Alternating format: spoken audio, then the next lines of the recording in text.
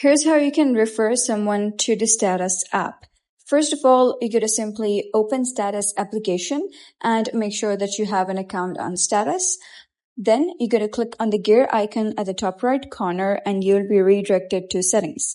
Here you gotta scroll down till you find the option of gameplay, and within the section of gameplay, you'll be able to see get free energy.